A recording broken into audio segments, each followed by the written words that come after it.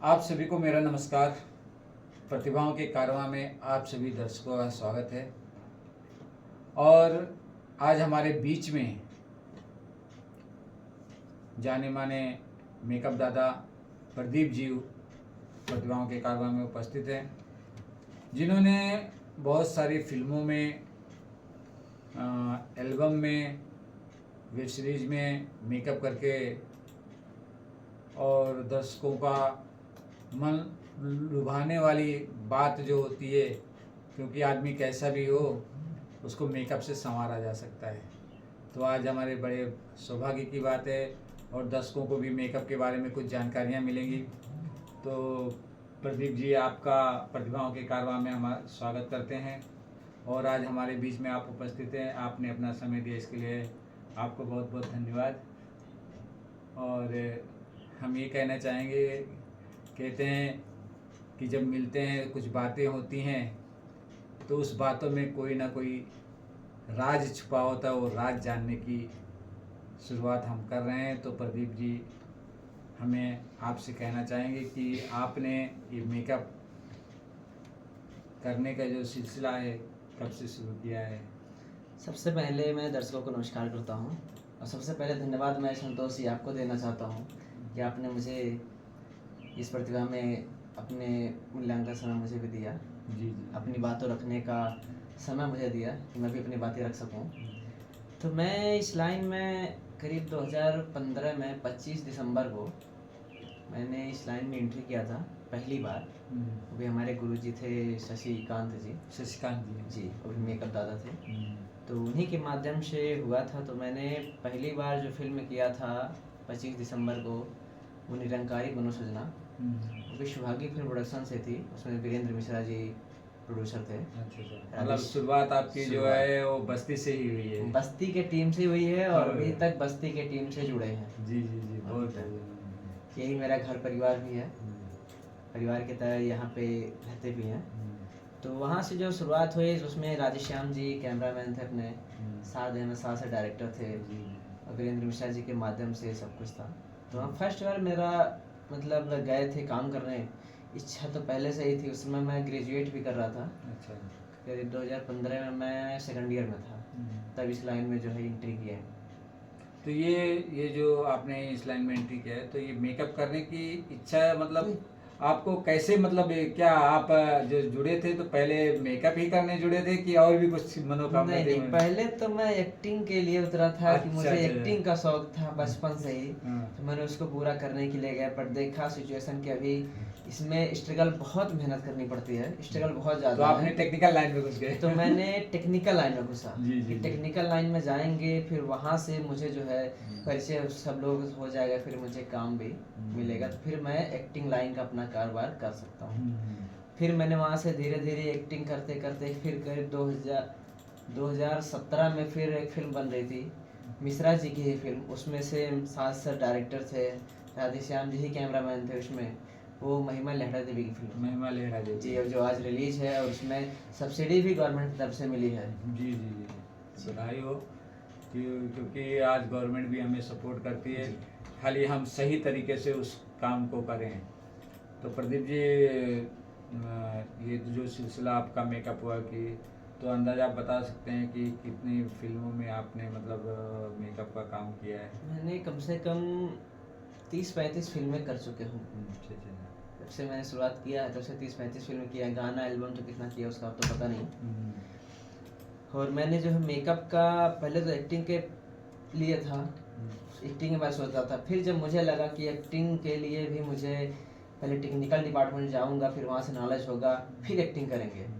तो वहाँ मैंने 2019 से एक्टिंग जो है फर्स्ट बार मैंने 2019 में 18 में मैंने त्रिशूल फिल्म मिश्रा जी की ही प्रोडक्शन से, जो सौभाग्य फिल्म प्रोडक्शन से बन रहा था, उसमें भी वीरेंद्र मिश्रा जी ही प्रोड्यूसर थे हमारे, राधेश्याम जी ही डायरेक्टर थे, 7 सर ही डायरेक्टर थे, एक राधेश्याम जी कैमरामैन थे, सिर्फ अपनी टीम बस्ती की ही सब लोग थे। हाँ, तो दर्शकों एक बात जान लीजिए कि आप भी संगीत में आना चाहते हैं या एक्टिंग के क्षेत्र में आना चाहते हैं, तो कोई होता है कि जो एक्टिंग के माध्यम से ही आ जाता है इस क्षेत्र में, कोई कोई एक्टिंग के माध्यम से आता है, लेकिन वो टेक्निकल में भी चला जाता है। और टेक्निकल में जाना क्यों जरूरी है कि टेक्निकल से हमें सीख मिलती है। सीख मिलती है, उसमें एंट्री Knowledge होती मिलता है, है। नॉलेज मिलता है कि किस तरह से हमें क्या करना है। तो प्रदीप जी ने वही किया कि यहाँ पे जुड़े और उसके बाद में उन्होंने एक्टिंग के लिए आए थे, लेकिन धीरे धीरे वो मेकअप क्षेत्र में उतरे और आर्टिस्टों का मेकअप करते हुए, क्योंकि जब हम मेकअप करते हैं या कोई भी टेक्निकल काम करता है तो धीरे धीरे प्रोड्यूसर डायरेक्टरों से मुलाकात होती है, उनसे अपने दिल की बात हम कह सकते हैं। तो कोई भी काम छोटा बड़ा नहीं होता है, अगर हमें इसमें एंट्री मारनी है तो जो भी काम हमें मिलता है हम उस काम के जरिए इसमें घुसने का प्रयास करें। तो प्रदीप जी, मैं ये जानना चाहूँगा कि मेकअप में अगर नए बच्चे आना चाहें तो उनके लिए कुछ बेसिक टिप्स आप ज़रा हमारे दर्शकों को बताना चाहेंगे? जरूर। सिर्फ बेसिक क्या है, जैसे फाउंडेशन लगाना कैसे लगाया जाता है और किस फेस पे कौन सा फाउंडेशन किस नंबर का लगता है, ये सबसे मेन होता है। जी जी जी। मान लीजिए कोई सांवला है तो उसके लिए सांवले का ही रंग जो आता है बेस वो करेंगे, जो कोई गोरा है तो उसके लिए गोरे के लिए जो उसका स्किन होता है आर्टिस्ट का, उस स्किन के हिसाब से हम लोग बेस यूज करते हैं ताकि बहुत बुरा ना लगे, एकदम नेचुरल लगे। और जो डीआई करने पे जो खिल के आती है, सारी फिल्में, हिंदी फिल्में में, भोजपुरी फिल्में में देखिए एक से एक लाजवाब आता है। तो ये सब मेकअप का भी होता है, बहुत बड़ा एडिटिंग का भी होता है। मेकअप का योगदान आता है। और ये कुछ मतलब ऐसा यादगार बात बताइए कि जो आप मेकअप करते करते जब हीरो हीरोइन के या आर्टिस्टों के मेकअप कर रहे होते हैं तो उसमें कुछ ऐसा बात दिल की छूने वाली कोई बात हो या कोई अनुभव है तो जो हमारे दोस्तों को बताना चाहिए। जैसे ये था कि जब मैं शुरुआत में दौर था तो बहुत ज़्यादा मुझे मेकअप के बारे में नॉलेज भी नहीं था। तो हमारे जो आर्टिस्ट हुआ करते थे, जो लेडीज आर्टिस्ट हुआ करती थी या जेंट्स हुआ करते थे, जो अच्छे काम मतलब काम करते थे, उन्हें नॉलेज था। तो अगर मुझे मेकअप में कोई प्रॉब्लम होता तो मुझे वो लोग खुद सिखाते थे। अच्छा, बताते थे, खुद सिखाते थे। मतलब ये उनके मतलब एक उनका व्यवहारिक हो जाता था। व्यवहारिक हो जाता। कुछ आर्टिस्ट मुझे छोटे भाई की तरह ट्रीट करते थे, तो वो लोग मुझे सिखाते थे। फिर धीरे धीरे कई जगह काम करते करते मुझे अनुभव हो गया। फिर मैं उन्हीं लोगों से मिला, फिर दोबारा किसी और सेट पे मुलाकात हुआ तो भी पहले बोलते ही मुझे बच्चा ही कह के बोलते थे, मेरा छोटा भाई है। लेकिन फिर भी बहुत बदलाव आया। पहले तो इसे हम लोग सिखाते थे, आज ये हमको सिखा रहा है, हमारा बहुत अच्छे से मेकअप करता है। बहुत अच्छी बात है। तो कुछ और भी चीज़ें जो, अच्छा ये बताइए कि जब इस क्षेत्र में हम मेकअप में हो या कैमरा के डिपार्टमेंट या किसी भी क्षेत्र में हो तो कुछ किन चीज़ों का हमें ध्यान रखना चाहिए? इसमें जिस भी लाइन में हैं आप, जिस भी डिपार्टमेंट में हैं आप, उसमें पहले काम को जो है सबसे पहले प्रधानता दीजिए। सबसे पहले काम पे आप फोकस कीजिए जिस काम के लिए आप हैं। उसके बाद तो इसमें हंसी मजाक सब मतलब एक परिवार की तरह हो जाता है। एक परिवार की तरह आप मतलब इसमें ये नहीं लगता है कि हम अलग अलग गांव से, अलग अलग जगह से मतलब यहाँ हम सब लोग आए हैं। ऐसा लगता है कि जैसे 10 दिन 15 दिन परिवार की तरह शूटिंग करते हैं। किसी किसी फिल्म में महीने महीने दिन लग जाते हैं। तो एक मतलब तो एक परिवार की तरह हो जाता है। फिर लास्ट में जब विदाई होती है, एक दूसरे अपना छोड़ के जाते हैं, तो मोह मोहब्बत जो है एक फैमिली की तरह हो जाती है। सबका पता ही नहीं चलता कि हम घर पे हैं या बाहर हैं। तो 2015 से लेके 2025 तक कम से कम 10 साल हो गए आपको इस क्षेत्र में। तो बीच में उधर तो शुरुआती दौर में तो स्ट्रगल करना पड़ता था, तो मैंने काम जो है नहीं मिलता था। लेकिन 2019 से जब से लॉकडाउन लगा है उसके साल भर पहले से ही मुझे काम बढ़िया मिलने लगा और मैं अच्छा काम करने लगा। बराबर काम पे ही जो है करते रहे। फिर लॉकडाउन में भी बहुत नहीं बैठना पड़ा मुझे। जैसे जहाँ भी थोड़ी सी शूटिंग जब हो रही थी तो मतलब मुझे जाना पड़ता था, मैं करता भी था। लॉकडाउन में बहुत बैठने की ज़रूरत नहीं थी। तो लॉकडाउन पीरियड में भी काम जो है जारी था। लॉकडाउन में भी कर रहे थे। तो वही करीब 2-3 महीना जो है, जब लॉकडाउन का शुरुआती दौर था, तब मैं जब लॉकडाउन लगा जिस दिन, उसके 1-2 दिन पहले मैं नेपाल में शूट कर रहा था। वहाँ पे विवेक थापा जी के माध्यम से, जो कोरियोग्राफर हैं हमारे, अच्छे कोरियोग्राफर थे, तो उन्हें वही मतलब उसमें डायरेक्टर भी थे उस फिल्म में। वो है अमर प्रेम कहानी करके था। अच्छा। तो वहाँ पे नेपाल में शूट हुआ। फिर वहाँ से आके गोरखपुर में शूट हुआ। तो गोरखपुर में संपूर्ण लॉकडाउन लग गया 24 तारीख को। तो उसके बाद से मतलब तो उसके बाद से फिर सभी लोग बैठे थे करीब 2-3 महीना। उसके बाद धीरे धीरे थोड़ा थोड़ा काम भी जो है स्टार्ट हो गया था। तो काम भी करते थे और घर पे भी रहते थे।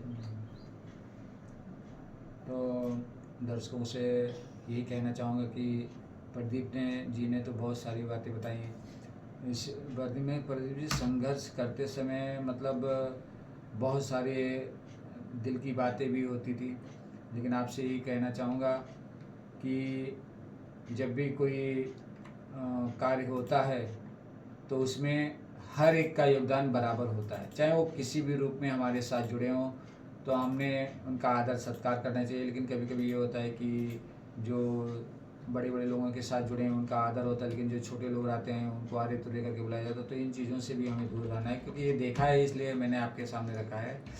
नहीं, तो ये जो आपने कहा ये बड़े छोटों पे ऐसा नहीं होता है। बड़े छोटों पे चाहे कोई स्मार्ट बॉय हो या कोई भी, हर किसी का इज्जत सम्मान दिया जाता है सबको। ये भी मान लीजिए जो नए बच्चे हैं उनको नॉलेज नहीं होता, जो फिल्म इंडस्ट्री में बराबर काम करते हैं प्रॉपर, उनको ये सारी चीज़ें को नॉलेज होता है। वो किसी से हमेशा सब किसी से बात करेंगे तो रिस्पेक्ट से ही बात करते हैं, उसमें कोई तुम ताम नहीं करता। ये गांव का भी जो मान लीजिए कोई नया स्ट्रगल कर रहा है, नॉलेज नहीं होता है कैसे हमें इंडस्ट्री में रहना चाहिए, किसी माहौल में रहना चाहिए, तो वो सब जब धीरे धीरे मतलब करते करते वो लोग भी सीख जाते हैं, तो वही लोग फिर कभी तुम ताम किसी को नहीं कहते हैं। मैंने ये बात क्यों छेड़ी, क्योंकि बीच बीच में भूल जाते थे, इसलिए मैंने वो चीज़ें करना चाहा। तो ऐसे ही बहुत सारी चीज़ें हैं। तो 2025 में आगे क्या आपका ध्यान है वो हमारे दोस्तों को बताना चाहेंगे? अभी 2025 में जो है कब इस समय थोड़ा सा काम को लेके थोड़ा सा डिस्टर्बिंग भी चल रहा था, तो इस समय थोड़ा सा काम जो है बराबर नहीं हो पा रहा था। तो अभी जो है काम प्रेजेंट टाइम में बढ़िया करना, एक चैनल भी है अपना अच्छा, भी चैनल मतलब है। खाली समय जो आपका बचा है, हाँ, तो जो आप खाली खाली समय समय है। में आपने अपना यूट्यूब चैनल भी बनाया है और फेसबुक पेज भी बनाया है। फेसबुक पेज भी बनाया है। तो मतलब वो यूट्यूब चैनल आपका किस नाम से है? मेरा एक नेहा ऑफिशियल डांस वीडियो के नाम से है। अच्छा। जो मेरी वाइफ हैं उनके नाम से बनाया है, वो भी इसी इंडस्ट्री से ही थी। अच्छा अच्छा अच्छा। तो दर्शक आपसे कहना चाहेंगे कि हम मेकअप तो करते हैं, कभी काम मिलता है कभी नहीं मिलता है, तो उस खाली समय में कुछ ना कुछ करने की एक प्रेरणा प्रदीप जी ने दी। तो वो कुछ करने के लिए तो इन्होंने एक अपना यूट्यूब चैनल खोला है, उसका नाम भी बताया है।